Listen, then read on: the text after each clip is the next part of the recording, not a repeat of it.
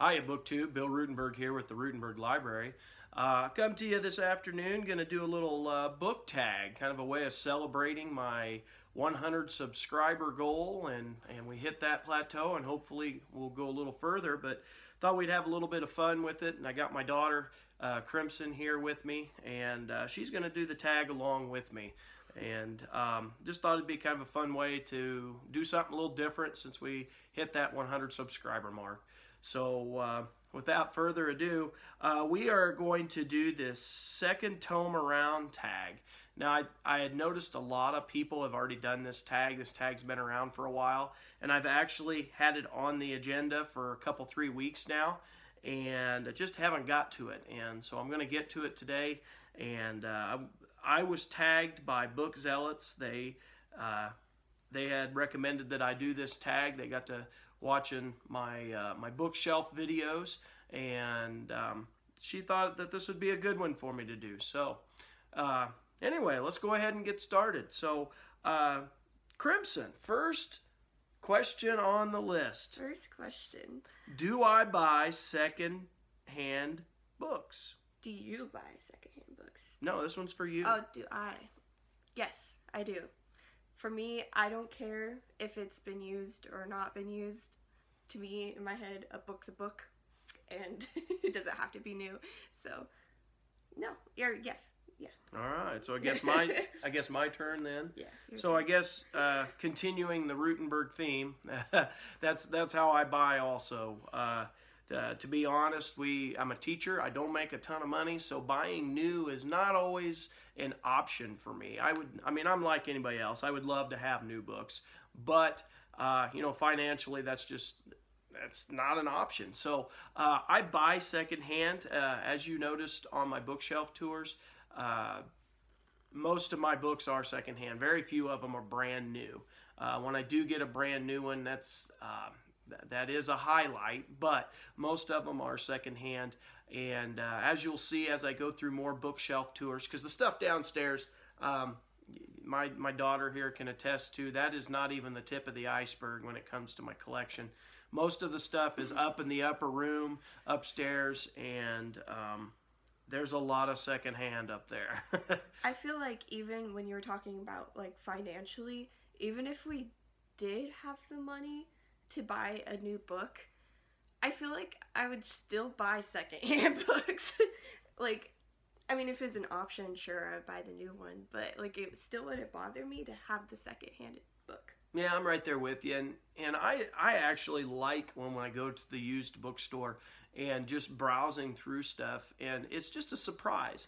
Yeah, sometimes you got a specific title you're looking for, and you need to get that, or don't need to. You want to get that, but there's something to the what do you call it? The mystery of what's out there. What are we going to get?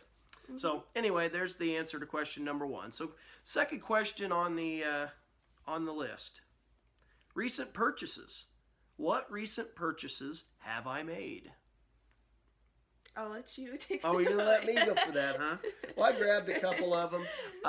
The video I uploaded this morning with my book haul, my leap year book haul, those are the most recent. And I'll just kind of do this briefly since I did that video this morning. But I bought April of 1865, The Month That Saved America by Jay Winnick. That was yesterday. 1493, Uncovering the New World, Columbus Created by Charles C. Mann. Bought that yesterday. And the last one from yesterday was Uncle Tom's Cabin and the Battle for America, Mightier Than the Sword by David S. Reynolds. So those were my recent purchases. Crimson, what have you purchased recently? What was the last one you bought? Probably the last one I bought was, I think it was like a novel, and it was called The Silver Star, and I cannot tell you who the author is right now, but I think that was the last book I read, and that was a really good book. All right. Oh, and quick side question: Have you read Uncle Tom's Cabin? No, as I talked about in the video this morning, I have not. I bought it, what was it, a year or two ago, And I have the copy upstairs in the upper room. I was gonna say, I've kind of like, I've wanted to like read it, just from learning about it in class, since that was a...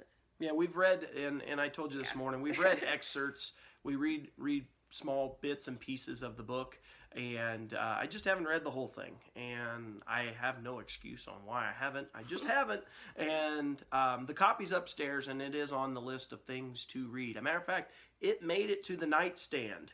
That year I bought it, a week later it was on my nightstand to read. I was reading I did get the introduction read, and I didn't get any further than that because I got sidetracked with stuff. And so anyway, it's going to be read, and it'll go, like I said this morning, it'll go along with this. It'll be kind of a companion novel cool. with the book I got yesterday. Nice. So, question number 3. What condition is acceptable for you? Okay. As long as I can read out of it, I'm fine. We were talking about this earlier today, and Dad said he's not a fan of markings in the book. I personally don't care as long as it's not getting like into the reading and absolutely like just trashing the book. But as long as I can read it, I'm okay with it. Well, for me, and Crimson and her mother have seen me sit at the table before when I get a book in the mail, and one of the first things I do, I flip through, look at the pictures, read the blurbs in the front, read the cover in the back, and then I start kind of flipping through the pages, and they've seen me, and they've made funny comments about me sitting there with my eraser trying to clean it up if it's pencil, and then unfortunately, of course, sometimes it's ink pen, and I've seen highlighter in it from people maybe from college, I'm guessing. But anyway, I hate that. Can't stand it. I think it is book abuse, if you ask me. But then you get to see like people's like their ideas of what they're drawing from the book, which is kind of cool. And then it gives you your own ideas. The only time that I'll be honest, the only time that I think that is. There is something to that, but not for my collection. I like to see sometimes old Bibles when they've went through the text of the Bible and what, because you read stuff and sometimes at certain parts of your life it means something different to you. And, you take different things from different passages. And I do like to sometimes see that. I think that's really neat because, different stages in your life, things mean different things. But oh yeah, because he marks in his Bible.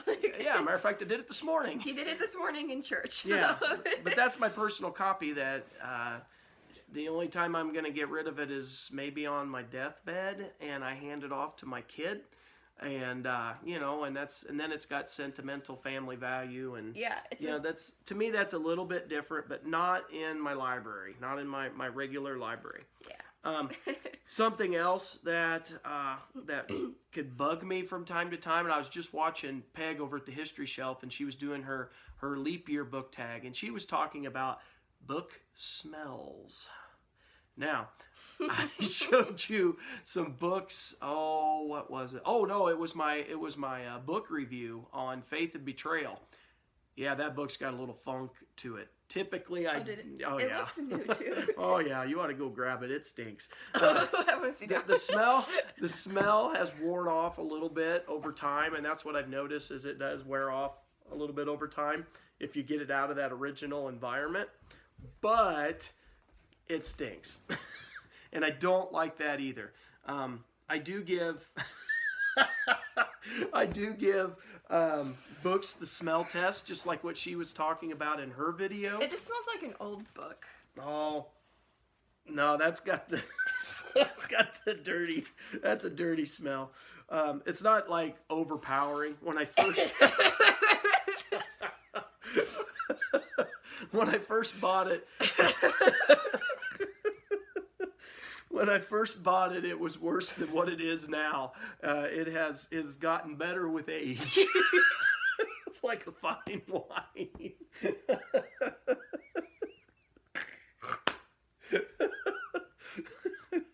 Oh man. Anyway. I cried. I don't know if I'm ever going to do one of these type of videos again. I'm never going to get through it. Oh, man, you got me Why crying. was that so funny? I don't know. But anyway. Okay. Anyway, the condition is, and she also mentioned, Peg over at the History Shelf, she was talking about the spine of the book being broke. That really annoys me. I am one that it makes me absolutely cringe He'll go on to see rants. the. I know, Peg, I know exactly what you're talking about when you see him take the book and they go, "Wah," and then the spine gets broke. I hate it. When I was in his class, he would go on a rant in the classroom about it. It's book abuse. It's book abuse.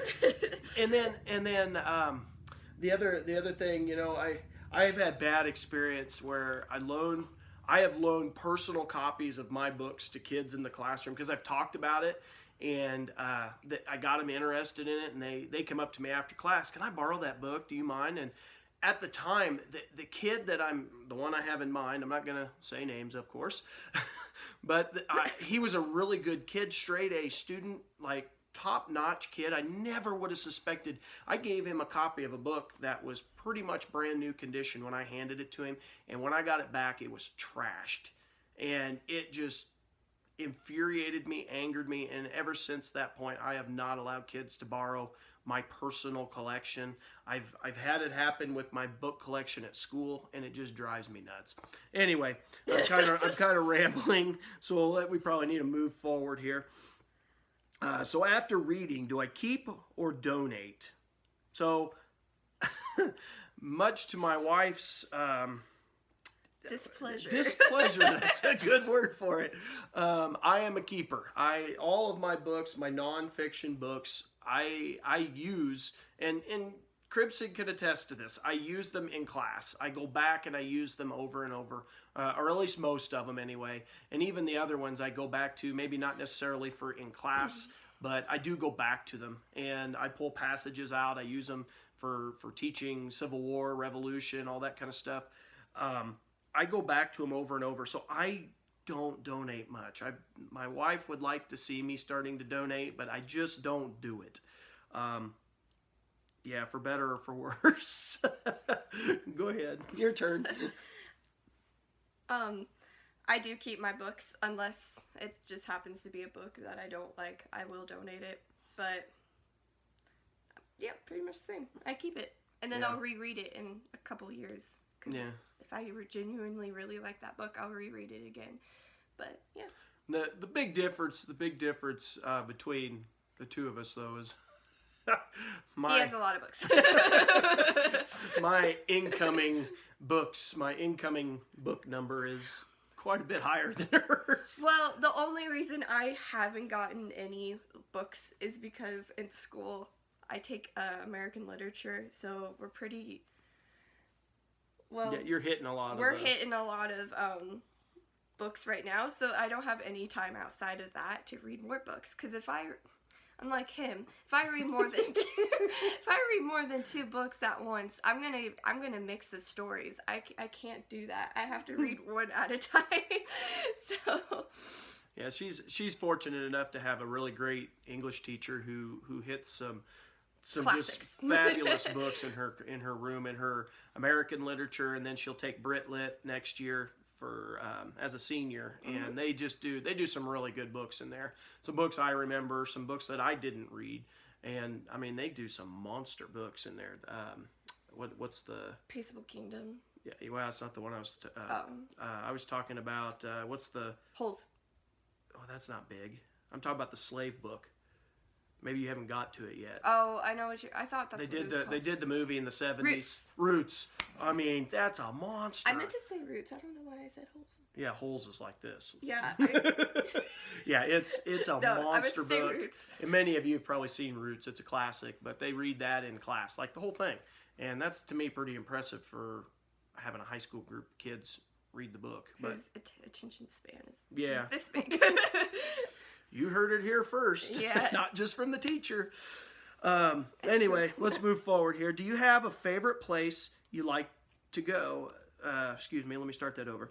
Do you have a favorite place you like to go to when looking for secondhand books? You want to take it? You take it. Okay, so at this point, I've got lots of places that I go, like many of you. I got lots of stores that I... That's like, okay, I got it. I check... Let me tell you.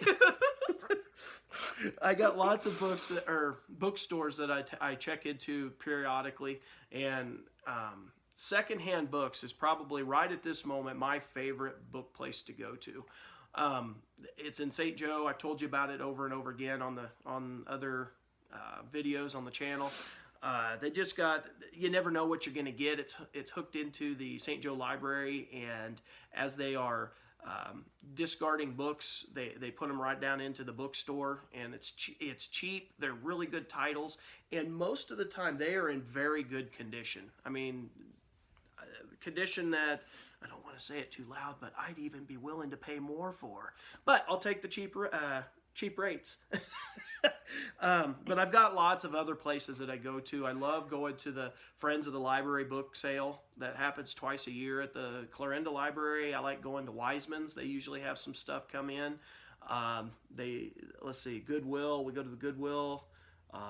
Dollar Tree brings in books for $1, and that's kind of hit and miss, but sometimes you get some good ones in there. Yeah. I found some really good baseball biographies in there because they'll bring in mass-produced popular works, and so I find good baseball biographies in there. But anyway, that's my answer to it. Secondhand books is probably the bookstore I like the most. What about you? I would say the library, what you just said, because I've gotten some books from there, and then secondhand books as well. I've gotten some books from there that I genuinely really like and probably going to read here in the next few years over. Well, and they've got, the real good thing about that store is I've gotten to know the people that work there, they're volunteer. They're super nice. Yeah, they're super nice. And I go there enough. I mean, I live, an hour and 15 minutes away. But I still go there enough that they recognize my face. And we've kind of gotten to know each other through little chit chats. Matter of fact, the last time I was in there, one of the guys that's in there every once in a while, you like history, don't you? Did you see this book I put out? I remember you buying a lot of history. And so he took me around to the front window and I found one. But anyway, what I really like about them is not only are they friendly, good customer service, they'll take, if you're looking for a certain book, they will take your name and the book, and as the books come in, because they also get donations from people, they got little cards that you could fill out, and they will look for the books that... Like, reserve the book. Yeah, you reserve for them. Yourself. And then they give you a call. As soon as it comes in, they say, we'll hold it for a week or two. And unless I like to go down there, we go down there on payday, usually, or around the time of payday once a month. And so even if it's like 3 weeks away, I'll just tell them, well, I won't be in there until around the 20th. And they're like, well, we'll hold it. We'll put a little note and we'll hold it here for you. And so they're really good about stuff like that. And I've always enjoyed the customer service. But anyway, all right, almost done here. Question number 6. Hardback or paperback? Do you have a preference? Well, I know I have a preference, but it doesn't mean I won't buy the other. I prefer hardback just simply because they last longer, and they do cost a little bit more typically, but it's worth it because the book it'll just last longer, and it looks better on the shelf, I think. Yeah, I like the feeling of it too, because I don't know, is that just me? Like, just the feeling of a hardback paper? I don't know. Yeah. I don't know what that was. And that doesn't mean, I mean, I'll buy paperback too. So it doesn't, the paperback does not bother me. I just, I find that the paperback doesn't last as long. The covers get torn up a little bit easier. The spine. Well, you can have spine problems with the hardback books as well. Especially when you get into the older ones, anyway. Yeah. Don't need to go in that whole conversation, but hardback. Let's see. Final question. Have you found any real gems? You want to take it first? I have. Recently, no. I haven't been shopping for books in a while. That's true. That's been me. Yeah. Back to you. Back to me. All right. I have found gems, or at least what I would consider gems. I'll be honest. Any book that I find that's a history book that I like, it's a gem. My my wife, she just gets to, I think she chuckles. Maybe she sighs. I don't know. But she. I find books like those 3 that I bought yesterday. I was like, I got some awesome finds. Look at this. These are gems. And I was showing her, and she's just like, But I guess what I really like, especially at Books Revisited, I seem to find that they have books come in there that you don't usually, that sometimes you don't see everywhere. And forgive me if you live in the city, because you have a lot more options for buying things. Please keep that in mind. Privilege. I get jealous of your privileges, people. But you know, in our rural area, there's just not as many options. That's just it. You don't see some of the technical, the more technical books, or the less, or the I don't want to call them rare, because I don't think these are rare, but you don't always see them. And at Books Revisited, like I found... so for us, it's like more rare. Yes, for us, it's rare. A Diary from Dixie, Mary Boykin Chestnut, you know, the diaries. We talk about these in class, about some of the people from history that have written, especially women, because you don't see a lot of the women's diaries published like the men's are. And so when I find stuff like this, that's I think these are gems to me, because I don't ever see them at the places I go. And I'm sure in the city, you know, like Steve Donahue, he goes to the oh no, what's the name of the bookstore? I went blank. The one in downtown Boston. I actually, Steve, if you ever happen to watch this, I don't know if you will, but my wife wants to go on vacation to the east, and Boston is one of the places she wants to go. Guess where I am going? If it you know ever happens, it's on our to-do list. I am coming to the Brattle bookshop. It is on my list, and I've told her it's a must, and she actually agreed. I was like, yes. But anyway, I'm guessing the Brattle gets stuff like this in all the time, but at our stores we don't see them. And you know, like I picked up this hefty book, and it was in, I mean, that's in like tip-top shape. If you look there, the spine's great, the cover's great. But Memoirs of My Life, John Charles Fremont, Explorer of the American West. And I like the cover of it. Yeah, that's really cool. That's really pretty. Cool painting and everything. And you know, I see books like this, and I read about them in the sources of my other books, and you don't ever... I always want them, but I never find them. And if I go on Amazon, a lot of times these type of books, go quite a bit higher in price, and so I won't buy them just because I'm cheapskate. It happens. But anyway, those were some gems that I found in the last, I think I got both of those in the last year, and or maybe year and a half. I think the last year, though. But those are some gems that I've found. You haven't found any gems. She doesn't go rock hunting enough. So anyway, the 8th and final item on the second Tome Around tag was go ahead and tag some people. Now, I'll be honest, I saw this tag going around like everybody was doing this tag, and I have no idea who hasn't done it, and I'm going to be lazy and not take the time to look because I saw that many people doing it, and I'm not going to try to sort through. So I'm not going to tag anybody in particular, but if you are out there and you haven't done this tag, you are officially tagged. I'll put the questions in the description, and I hope you like this video. I liked doing this with my daughter. It was fun. This was one of the reasons right here that you know, I wanted to even make this channel, was just so I could have time with her. So this is the ever famous Crimson. The 2-year-old's upstairs. Can't meet her. Sorry. Anyway, I don't think Mom would allow her on camera anyway. Nope. So you'll hear her sometime in the videos. She's probably thumping around up there right now. She's supposed to be taking a nap. Sometimes that does not happen. But anyway, I'm rambling, so we better wrap this up. This has been the Ruttenberg Library, and I'm Bill Ruttenberg. This is Crimson Ruttenberg, and oh yeah, hey, by the way, a little shout out to my kids' channel. She likes to sing. She told me not to say anything about it today because her voice is like. She had speech contest, couldn't even do it yesterday. Yeah, I was gonna say, if you can't tell, I'm sick. Yeah, so I'm probably gonna be sick because I'm having to sit by her. But